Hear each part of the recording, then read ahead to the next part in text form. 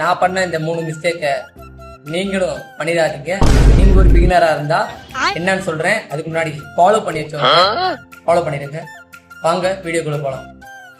First mistake வந்து ஒரே work out வந்து டெய்லி பண்றது. அந்த ஒரே ஒர்க் அவுட் வந்து டெய்லி பண்ணாதீங்க. ஒரு ஒர்க் அவுட் இன்னைக்கு பண்ணீங்கன்னா அது அடுத்து வந்து 3வது நாள் பண்ணுங்க. இன்னைக்கு வந்து அதாவது பேக் பைசப்ஸ் போட்டீங்கன்னா அடுத்த 2 நாள் கழிச்சு போடுங்க. உங்க மசில் ரெக்கவரி தரமா இருக்கும். உங்க ஸ்லீப் ரொட்டீன் சூப்பரா இருந்தா உங்க மசில் பில்டிங் சாம்பியன்.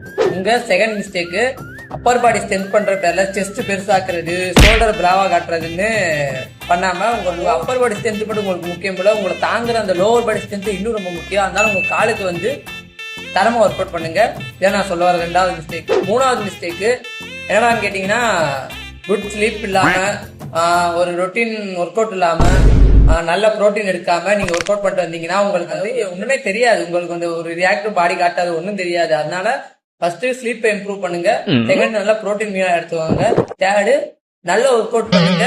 உங்களால முடிஞ்ச வரைக்கும் இஃப் யூ ஃபெயில் அந்த முடிஞ்ச வரைக்கும் நீங்க ஒர்க் அவுட் பண்ணுங்க. அதுவே சக்சஸ் தான். மசில் பில்டிங் உடனே ஆகுமான்னு கேட்டீங்கன்னா உடனேலாம் ஆகாது. ஒரு 2 வருஷம் ஆகும். அதனால 2 வருஷம் கிட்ட அப்படின்ட்டீங்கன்னா அது உண்மையிலே நீங்க ஜிம் போற 30% போய் கேட்டுப்பாங்க. உடனே எதுவுமே நடக்குது. நான் ஜிம் ட்ரைனர்லாம் கிடையாது. இது வந்து நான் என் லைஃப்ல நான் கத்துக்கிட்ட விஷயம் நான் ஷேர் பண்றேன். வேற ஒன்றும் கிடையாது.